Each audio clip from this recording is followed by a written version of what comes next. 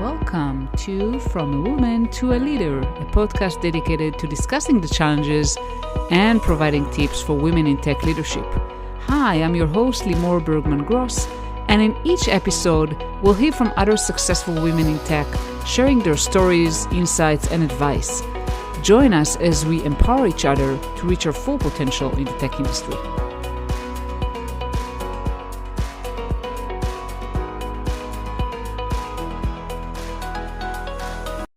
Hi, everyone, and welcome to another episode of From a Woman to a Leader podcast. And I'm super excited to have Maya Grossman here with me today.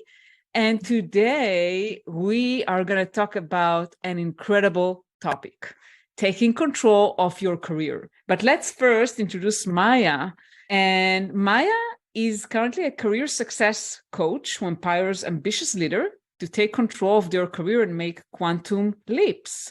And after feeling stuck in her own career for 7 years, she took a big risk and pivoted to a startup with only 5 employees when she made a career-defining decision to become the CEO of her career. And we're going to talk about it today and how you can take control of your career and become the CEO of your career. And Maya stopped waiting for others to help her grow and instead decided she wanted her career to look like and made her dream a reality. And welcome, Maya. So happy to have you here. Oh my God, I'm so excited to be here. It was so much fun chatting with you before we started recording, so I can't wait for this episode. Yeah, me too, because, we talk a lot about women and women in tech, and I constantly talk about how you need to take control and how you need to make decisions and not wait for permissions. Like literally today, I just had a coaching session about, and I sensed like the coachee is waiting for permission, and we don't need to wait for permission. But before we dive into the details, I wanted to ask you maybe to share a little bit about your background and what kind of was the challenge that you faced. Like you said, you were stuck for 7 years. So let's start with that, maybe how you started and how you felt stuck. Yeah, well, as you mentioned, I am a career coach. I was a VP of marketing twice. I'm a best-selling author, and today I help ambitious professionals make quantum leaps in their careers, earn high 6 figures, and actually enjoy their 9 to 5 without working crazy hours or burning out. And the reason is because I did all of these things. I worked crazy hours because I thought that is what's going to get me ahead. And I burned out a few times in my career, which I do not recommend, until I finally figured out, you know what, there's a better way. But if we're going to go back to where my career started, I took a job to put myself through college, a job. It was the first job that came along. It was really nice. I was a travel agent. The company was really nice. I had a good manager. The pay was perfectly fine for where I was in my career, but it was a job. It wasn't actually a career. It wasn't a choice, a strategic choice of what I want to do in the future. It was the first thing that came along. But it was so convenient that I just stayed there. I never even stopped to ask myself, hey, is this what I really want? And about 6 years later, I kind of woke up because I started my bachelor's and I majored in marketing and finance. I hated finance, fell in love with marketing, and decided this is what I want to do. This is the career of my dreams. The only problem was I didn't know anything about marketing at that point. I didn't know anyone who worked in marketing, and I was a travel agent. So I was kind of thinking to myself, what am I going to do, right? How am I going to make this pivot? I had no idea. I didn't want to start from scratch, right? I just spent 7 years working for a company. I did have experience. I did level up twice. So I wasn't, super junior in my career. And I was so worried that everything is going to change. But at some point, the pain of not doing something about my dreams became bigger than the pain of how am I going to solve this problem? So I thought about it, and I had an idea. I approached my manager at the time and I said, look, I have a new passion. It's called marketing, and I want to do more of it. And I know that we don't have a marketing department, the travel agency, but you know what? There's this new thing. It's called social media. This is how old I am. And I think I can really help the company. I think I can get us new clients if I have the opportunity to build, social media presence for us. I'm going to do it in my spare time. I'm not even going to do it during work hours. And if everything goes well, maybe we'll talk in a few months and see what we can do. And, I've been there for about 6 years at this time. They knew who I was. They trusted me. They were like, fine, go ahead, do whatever you want. And then I spent 6 months actually executing, right? Building social media profiles, creating content, driving traffic. And I had results to show for. And at that point, I felt confident enough to actually go out and apply for a marketing role. And that's how I got my first marketing job. And I moved from a global company with 400 employees to a startup with 5 employees, no office. We were working from the founder's home. But it was the dream. It was what I wanted to do. It was the kind of job that would make me happy. So I decided to take it because I knew it was going to be the beginning of everything else.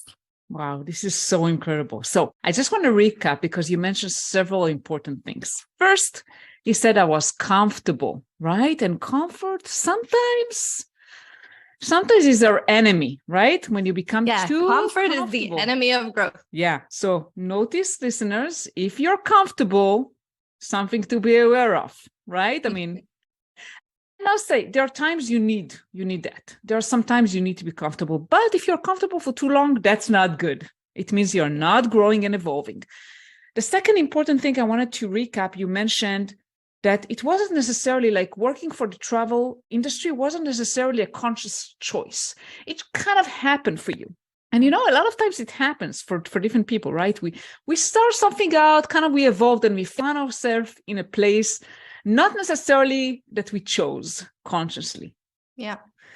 So kind of asking ourselves, is that what I want? Yeah, that was a pivotal moment for me. Is this what you really want? Is this the dream? Can you see yourself doing this in 10 years, right? And a really good question you can also ask yourself is, do I want my manager's job? If you have no desire to keep growing in that direction, then you're probably in the wrong place. Absolutely. And it happened to me as well. When I was in my engineering career, I was promoted to a staff engineer. And at first I was happy, that I was promoted. But then when I reflected on it and I thought, do I really want that? Do I want to become a senior staff? Probably not. And that's where I started thinking about pivoting to a managerial path. So definitely asking yourself what you want. And the third thing you mentioned was looking for opportunities to really gain experience and do something that maybe was not really part of your role. Yeah. Breaking the boundary. I know. And I think it's something that stops a lot of people. It's almost like they have tunnel vision, right? It's like they can see the world in black and white. Well, if this job is not giving me the experience, then I will never get the experience. But there are so many other ways, right? Not even just thinking creatively, but you can volunteer. You can freelance. You can just build a project for yourself that will still demonstrate your skills. You can take online classes. There's so many different ways to gain the experience you need, especially if you're pivoting. But I think sometimes we just fail to see it. Our own fears, our own limiting beliefs are kind of stopping us. And we think there's only one way, that's it.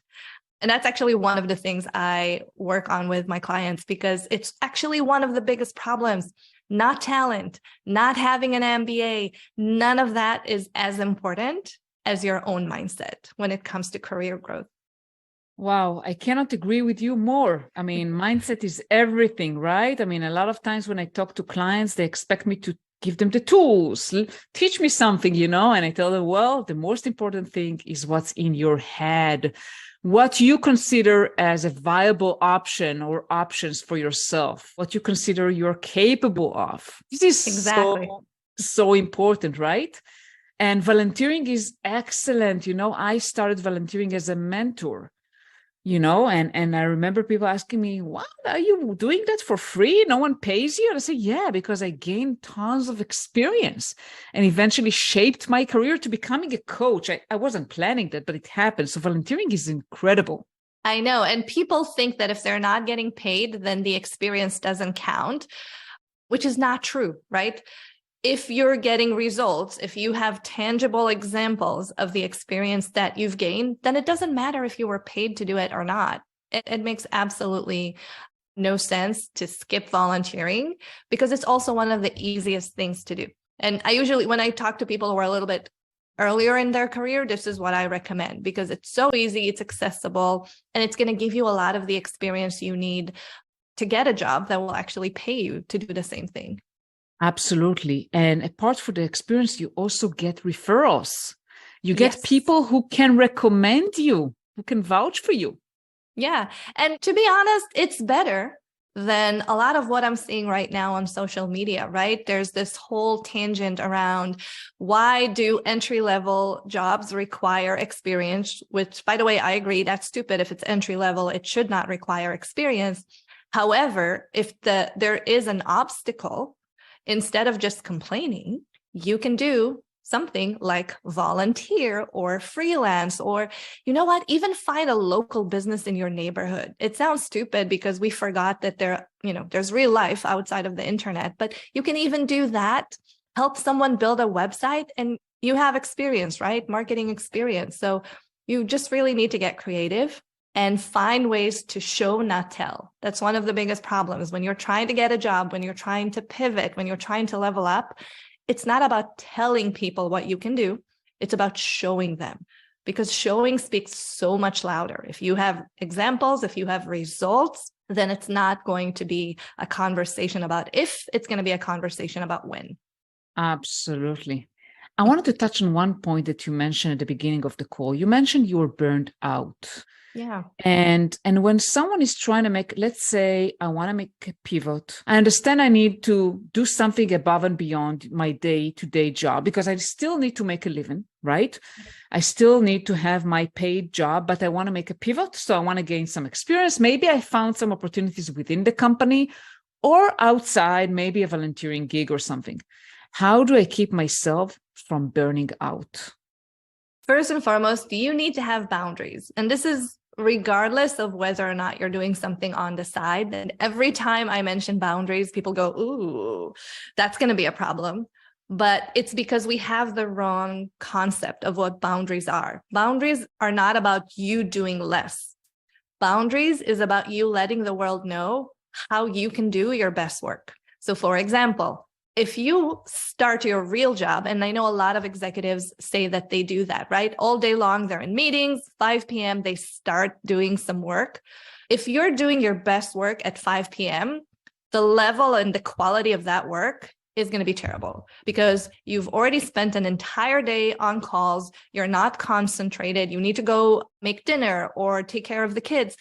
So you're not doing anyone any favors. If you have boundaries, if you do your best work between 9 and 11 because you have no meetings that time, you can do it in 2 hours, what will require most people 2 days.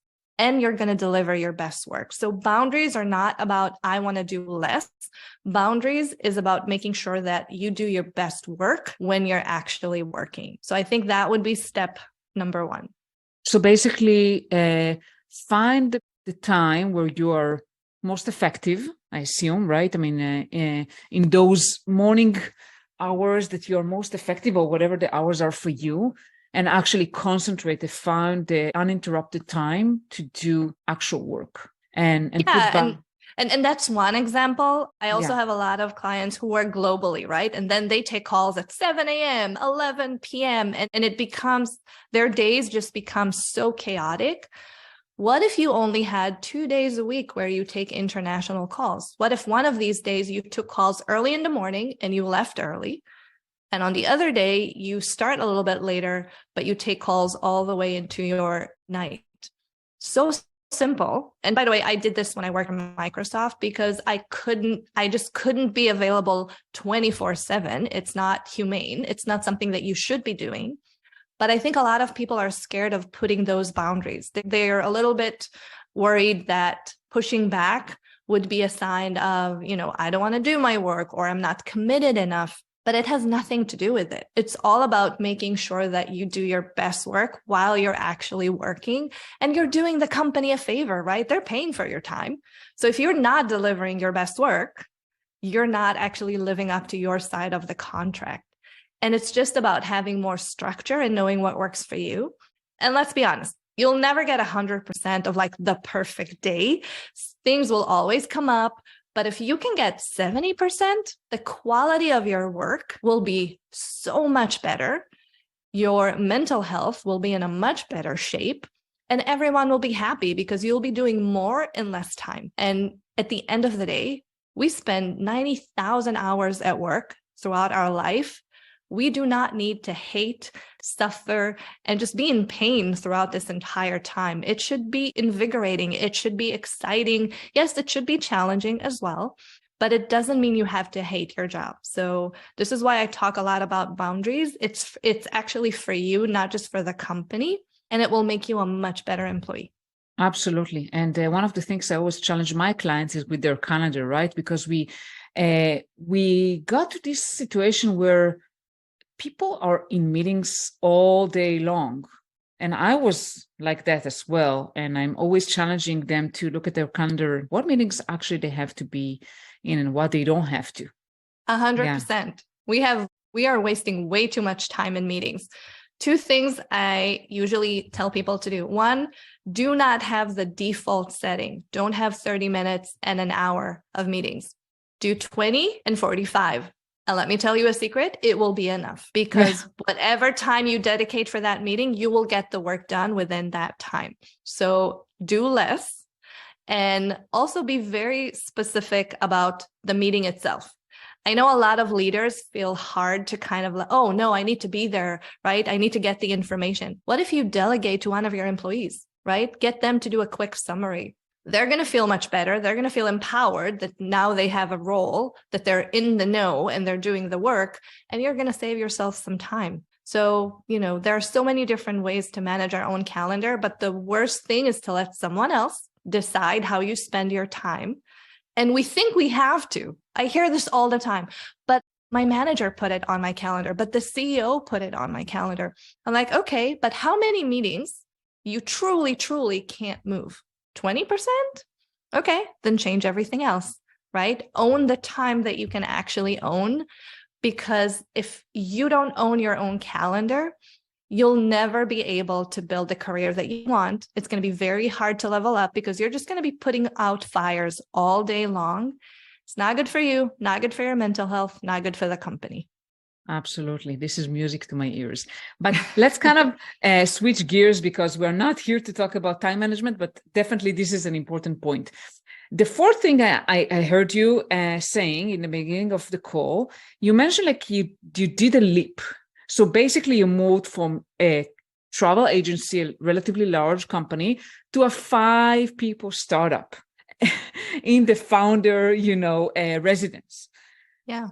And this is not exactly in the way I did it, but I took a leap, like moving from a large company to a startup, and actually taking a step down a little bit in my career from managing a large org to a small org. So tell us a little bit about making this leap, and how do people know when it's the right time to do something that maybe will look like taking a step backwards in a sense?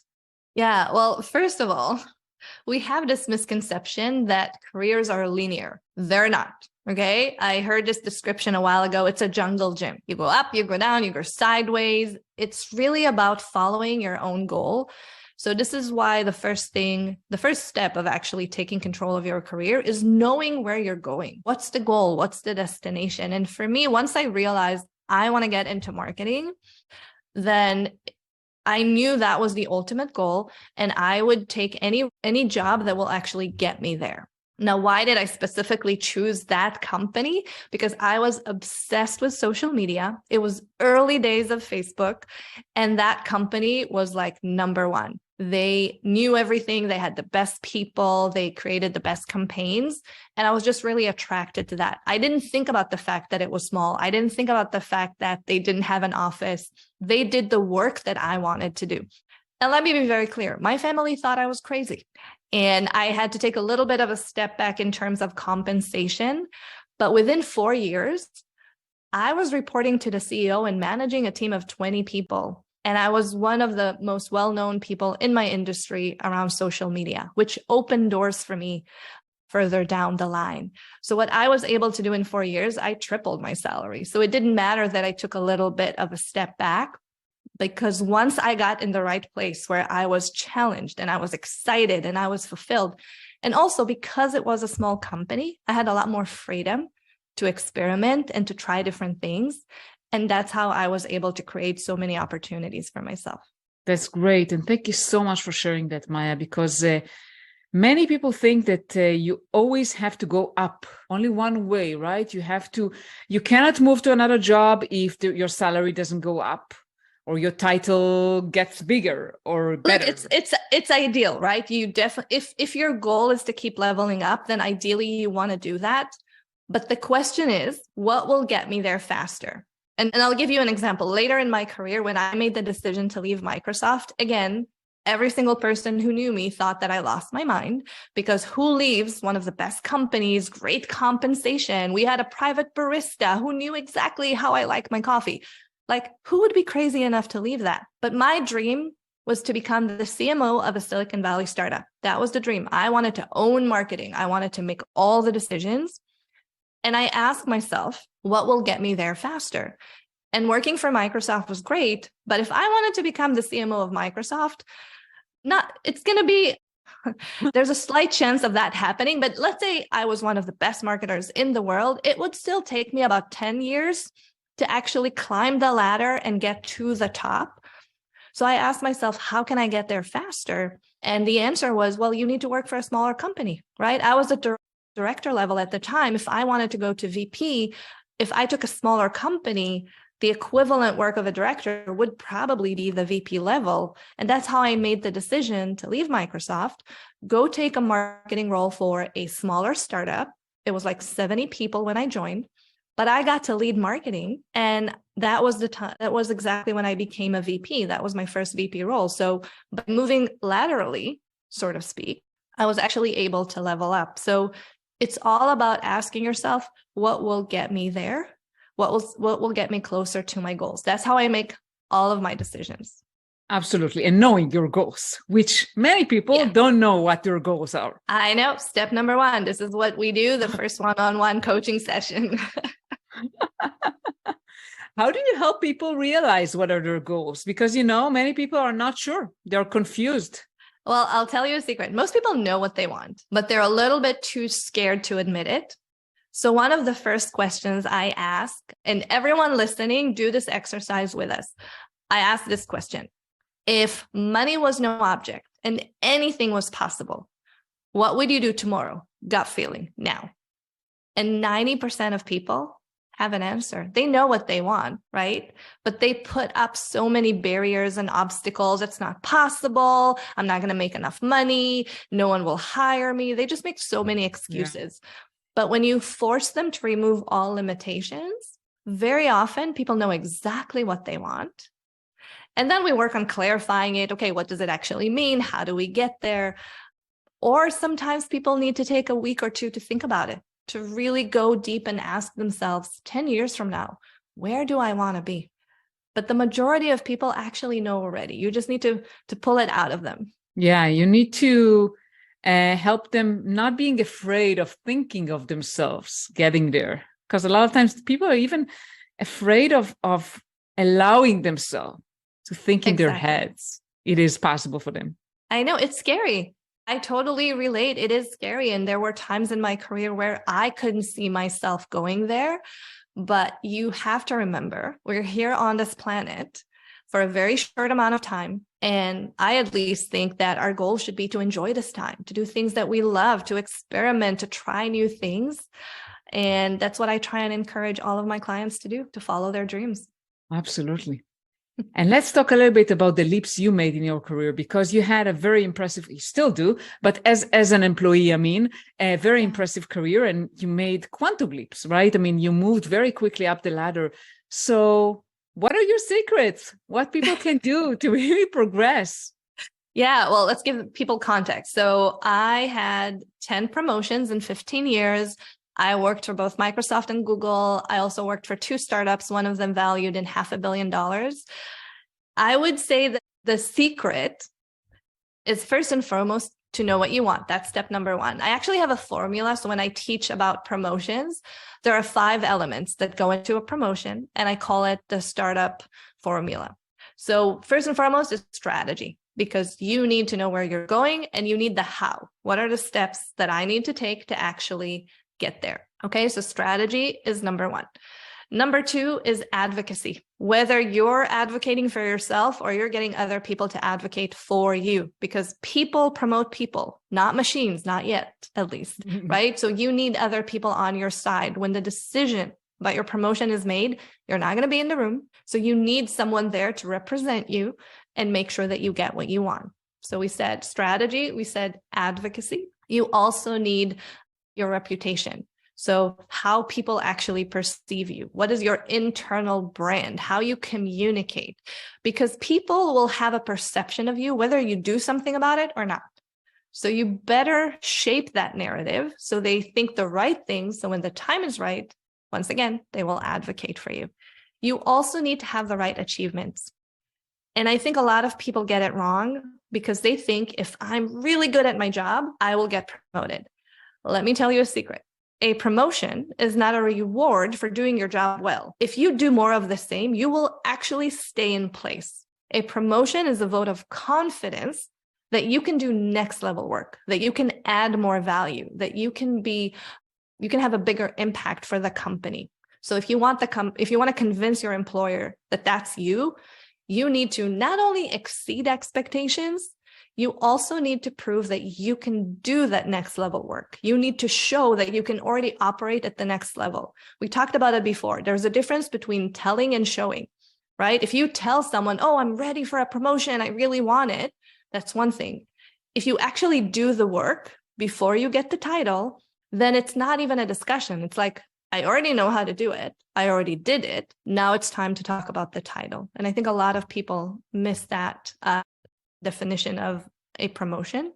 And lastly, and this is the part that most people skip, but it's actually so important, is to have a business case for your promotion. Because once again, a promotion is not about you. It's about the company. And if you can demonstrate that you have added value in the past and you will add value in the future, it's going to be a no-brainer. It's not even going to be a conversation about whether you get promoted. It's going to be how quickly you're going to get promoted. And by combining all five, that is how I was able to get promoted over and over again. And I'll be honest, most of the time, I didn't even apply for those promotions. I received them because I demonstrated very clearly that I'm already operating at the next level. Yeah, this is the pure gold, Maya. Pure gold. Thank you so much for sharing. And, I very much relate to that. I mean, branding is one of the things that many people don't do, especially women that I'm coaching. They feel uncomfortable branding themselves, right? It's not just about doing the work, but it's about showing that you're doing the work and operating at the next level, right? I mean, one of my managers told me, people who get promoted already operate at the next level. That's why they are promoted. Exactly. And I think that's one of the biggest distinctions. But then I hear from people, why should I do more than I'm paid to do, right? Why should I work free for a company? And my answer is very simple. Short-term investment for long-term gains.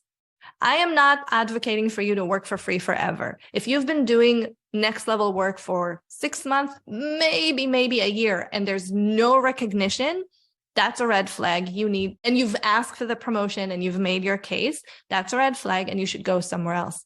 But the only way to do this quickly is to convince your employer that they can take a chance on you. Because here's what happens.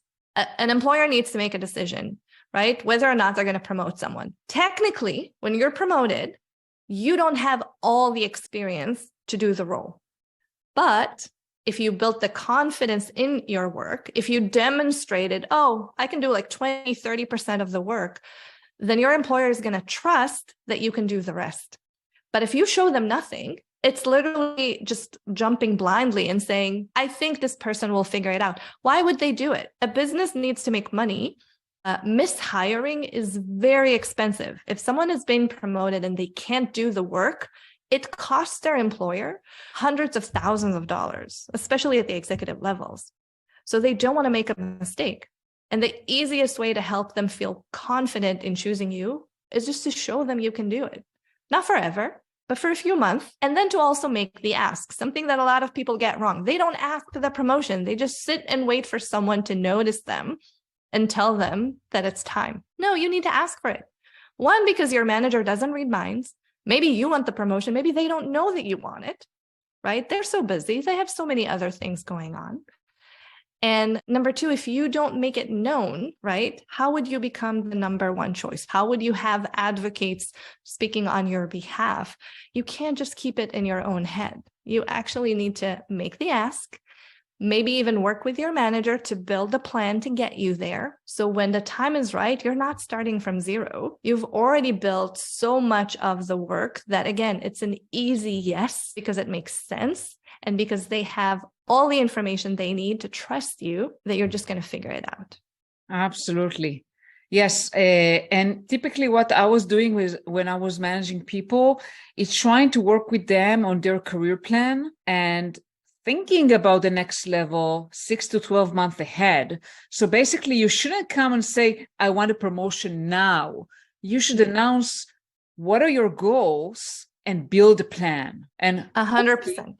Hopefully your manager, this is what a lot of people don't understand, that one of their jobs of your manager is to help you progress. It's not just about doing your work and reporting status to your manager. Their job is to help you with your career. Unfortunately, not all managers are that good and care, but some do. Right. But you can also manage up, right? So I completely agree. Not every manager knows how to do this or even has the mental capacity, right? Sometimes people just don't think about it because it's not as a priority as, creating revenue for the business. Yeah.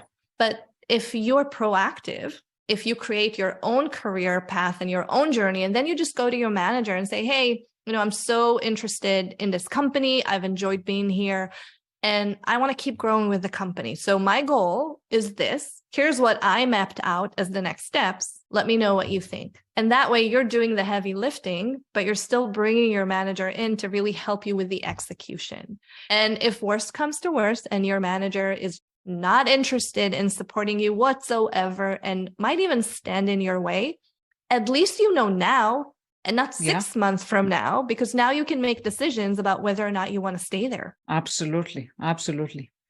Wow. Time flies. And I want to make sure that we have the opportunity to share how people can connect with you. What are you offering to people? What kind of things you have going on right now? Awesome. Well, thank you. Well, as I mentioned, I am a career coach and I teach people mostly how to get promoted and grow their careers. I have an online course. It's called the Promotion Accelerator. Just 90 minutes. You're going to get the entire framework I mentioned earlier, the startup framework with all the templates, the scripts, literally plug and play. So if you've never went through the process of asking for a promotion, this is the best thing you can do for yourself. And then if you want to work with me one-on-one, I do have a coaching program. It's called Success Builders. And if you go to my website, mayagrossman.com, you can see all the information. Thank you. And I'll put all the links on the episode page. And I also want to recommend your book, Invaluable. Thank you.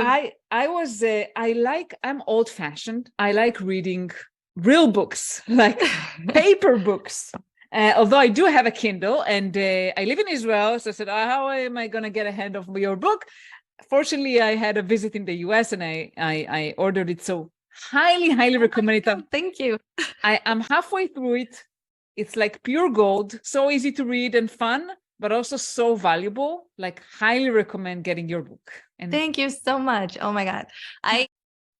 Secret kind of behind the scenes. I wanted to write a book for almost 3 years and I kept pushing it back and like, it's not the right time. English is not my first language. Who would actually read it? Who am I? No one knows who I am. I had a lot of those limiting beliefs and imposter syndrome. And just like I teach my clients to do, I started working on myself to really allow myself to see the value, to give myself the opportunity to do what I really want. And once I did that, it was actually very quick. So I was actually on a plane and I wrote the outline for the book. And when we landed, I was like, that's it. I'm going to write a book. I don't care if no one reads it. If one person reads it and they enjoy it and it changed their lives, it's going to be worth the investment. And it took about 8 months to do everything end to end. And then when we launched it, it was a huge hit. We had thousands of people buy it, even in the first couple of weeks. And then all the feedback started coming in. Oh my God, it changed my life. I know what to do now. I got the job. I got the promotion. And that is why when I talk to people about, following your dreams, that's why you do it.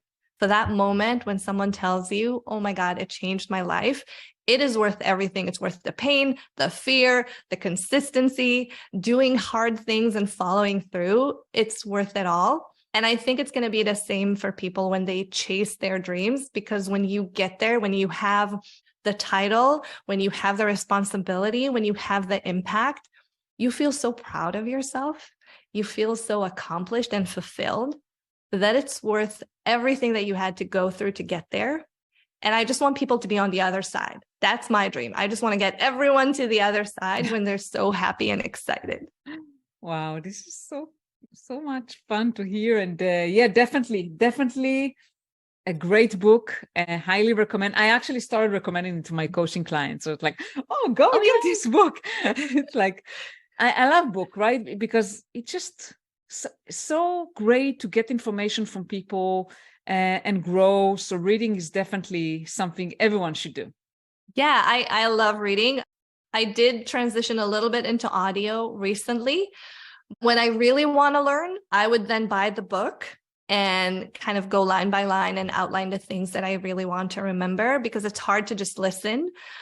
But when I take notes, it's easier for me to revisit them, come back and know what I need to work on. But yeah, learning in general is something that we need to keep doing intentionally, because the statistics are that most people never read a book after college, which is so sad because there's so much knowledge in those books, right? They actually compress like 10, 15, 20 years of experience into just a few hours. So it's priceless. And we just need to find the right books, right? The things that will get us excited and motivated and will actually give us that motivation and momentum to go do the things we want to do. Absolutely. And with that, I would like to thank you, Maya, for being here today and sharing all your knowledge. Thank you so much. It's been a pleasure. Likewise. Thank you for having me. Thank you for listening to another episode of From a Woman to a Leader. This is your host, Limor Bergman Gross, and I want to encourage you to reach out to me on LinkedIn, Limor Bergman, and let me know. What do you think about the episodes? Feel free also to comment on Apple Podcasts and tell me, what do you want me to talk about? Which guests do you want me to bring? I really appreciate that, and have a wonderful day.